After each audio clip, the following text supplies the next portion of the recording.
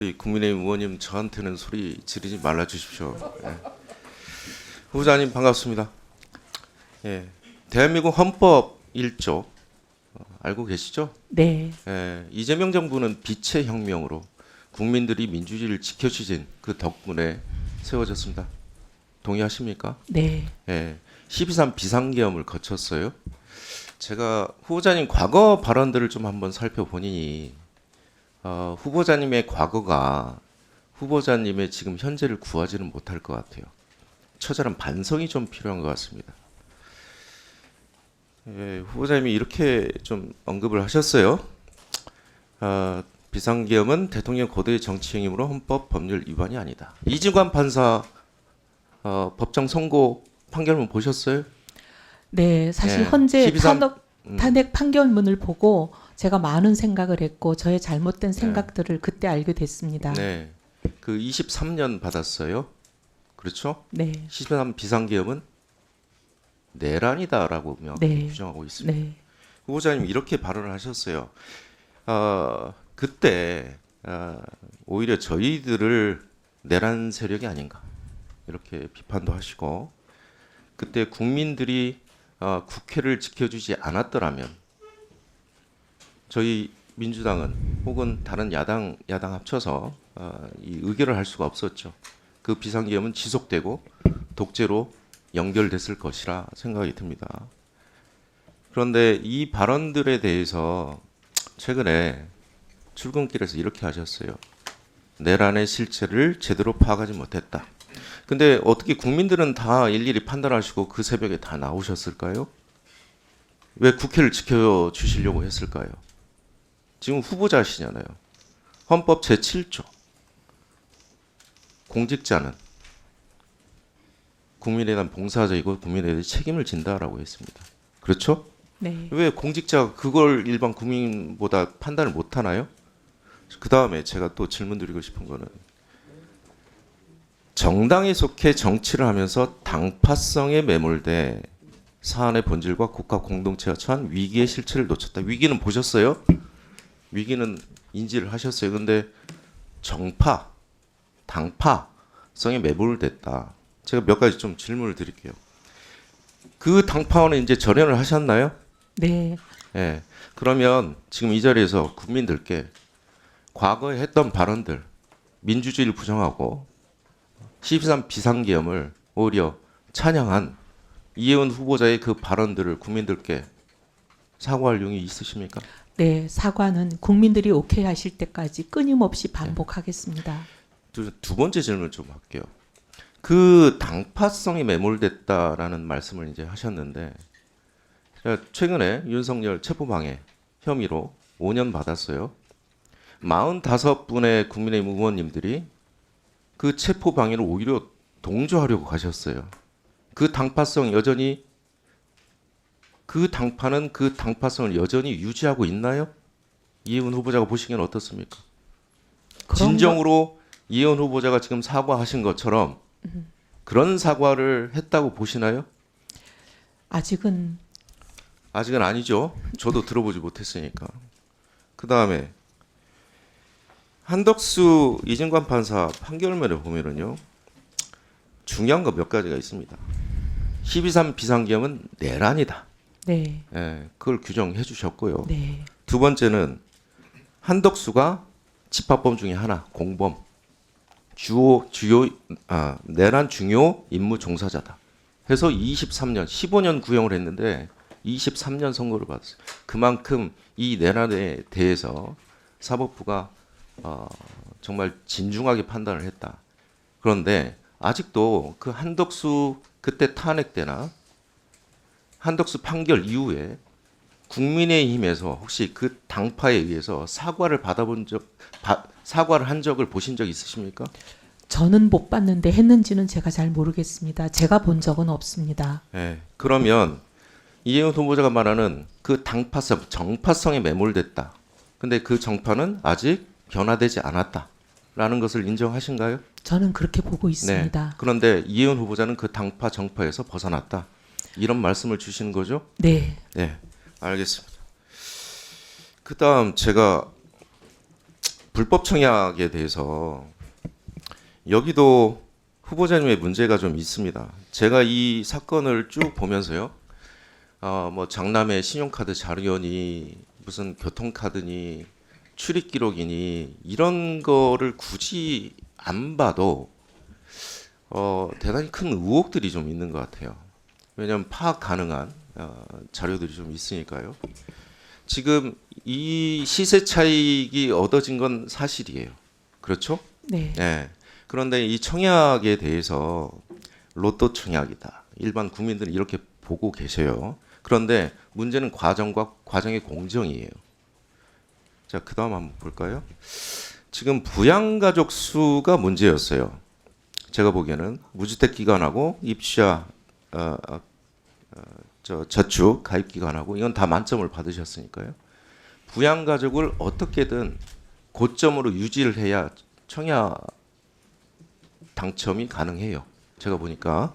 그런데 이게 세대라는 게 이제 실질적으로 주거와 생계를 같이 하는 가구를 의미하는데 보면 전세권을 이미 설정하셨어요. 예를 들면 보통의 일반 서민들은 입주하고 그다음에 확정일자 받아요. 그러면 대항력이 생기니까 굳이 그럴 필요가 없어요. 하지 않는 일입니다. 근데 전세권을 미리 설정했다는 것은 의도가 있는 거예요. 전입신고에 대한 하지 않겠다는 의도가 있는 겁니다. 왜? 생계를 계속 같이 해야 되는 가구가 있어야 되기 때문에 청약에 들어갈 수 있는 거죠. 그 다음에 제가 이것만 한번 보여드릴게요. 며느리는 계속 지속적으로 당첨될 때까지 존재하지 말아야 됩니다. 왜? 며느리가 존재하면 실질적으로 결혼한 사실이 탄로가 나는 거죠. 그리고 며느리가 있으면 청약하는데 에 의해서 다 밝혀질 거거든요. 그렇기 때문에 며느리가 존재하면 안 돼요. 이 과정에서 며느리가 다행히도 에너지 캐시백을 신청을 했어요. 그래서 이 가구만 독특하게 전력 사용량이 나왔어요.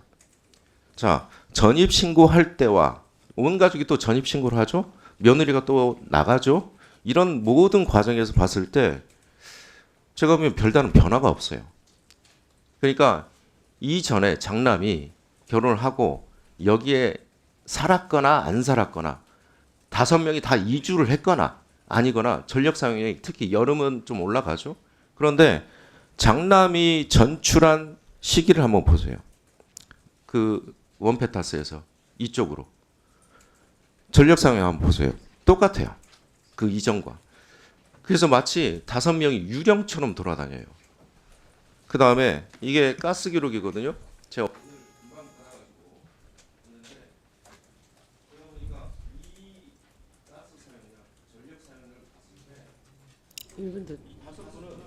여기에 존재하지 않았어요. 어떻게 사셨는지 제가 모르겠는데 장남은 결혼을 했고 그 결혼한 사실 세대 수를 사실은 유지를 해야 되는 것 때문에 결혼 사실을 알리지 않았고 결혼 신고를 하지 않았고 그러면 저는 이혜원 후보자가 충분히 여기서 해명을 해야 된다고 봅니다. 네. 청약을 위해서 사실은 주택법 위반입니다. 이거 설명. 한번 해명해 주세요. 네, 네. 사실은 제가 이제 이런 얘기를 공개적으로 하게 되지 않기를 간절히 바랬는데 일이 이렇게 된 이상 저희 가족 얘기를 할 수밖에 없는 상황인 것 같습니다.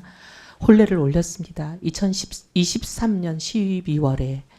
그리고 그때 계획은 장남 이제 부부로 될 걸로 알고 신혼집을 마련하는 게 저희 계획이었습니다. 그래서 용산집을 각자가 50%씩 내서 용산집을 마련했습니다. 전세를.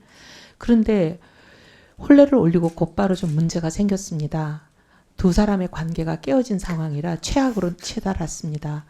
그래서 당시 저희는 그 혼례를 유지하기가 어렵다고 생각했습니다.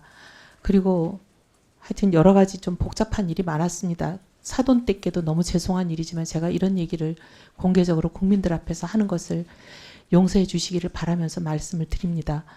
그래서 장남은 당시로서는 그럴 수가 없는 상황이었습니다. 저희와 함께 이제 계속 있을 수밖에 없는 상황이었고 저희와 함께 간다고 저희는 생각했습니다.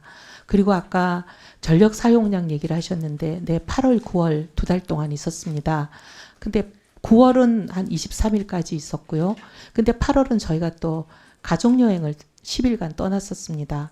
그리고 그래서 8월 사용량과 9월 사용량을 보시면 8월과 9월이 2배 정도 차이가 납니다. 전력량이. 근데 저희는 이제 5가족이 어떤 거기 있다 보니까 이삿짐은 아까 우리 차규근 의원님께서 이사를 했다면 무슨 계약서 같은 걸 내라 그러셨는데 저희가 이제 제출을 했는데 의원님께 다시 또 제출을 하겠습니다. 그때 당시 이삿짐 계약서를 보면 네. 네.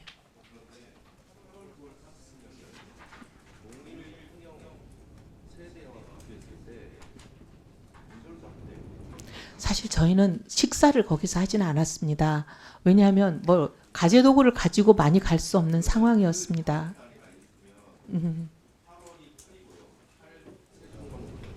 9월이 깁니다. 그런데 24년 12월이 되면 146으로 급격히 늘어요. 24년 12월. 해명이 살때 140으로 급격히 난방을 하고 있는 그런데 8월, 9월은 8, 9밖에 안 돼. 그러면 전력 사용량하고 가스 사용량을 같이 비교해 보면 데이터가 일치하지 않습니다. 이혜훈 후보자 주장을 제가 그 가설을 받아들인다고 하더라도 네. 탄핵됩니다. 아 근데 가스는 여름에는 의원님 잘 사용하지 않습니다. 네, 네. 근데 저희는 9월에 예. 네, 의원님 저- 저희는 9월에 그 용산을 떠난 걸로 말씀드리겠습니다. 그래서 8월, 9월밖에는 저희가 거기 있지 않았습니다. 아, 저는 지금 깜짝 놀랐습니다. 자, 김영환 의원님, 나중에 추가 질의하시기 바랍니다. 전 지금 깜짝 놀랐습니다. 제가 너무 깜짝 놀랐던 게 어제 뭐 기자가 저한테 그 자료 제출에 대해서 말씀하시길래 그 자료를 안 원펜타스 관련돼서 자료를 안 내실 경우에는 그 후보자가 그 아들 부부가 결혼을 했지만은 사이가 안 좋아서 우리 저 떨어져 있다가 그래서 지금은 뭐 사이가 원만해져서 같이 산다라고 답변할 수도 있는 거 아니냐라고 저는 그냥 기자에게 그냥 그렇게 얘기한 건데 오늘 후보자 답변이 이렇게 나오는 거 보고 너무 깜짝 놀랐습니다. 아, 제가 뭐 예지력이 있는 건지 모르겠습니다만은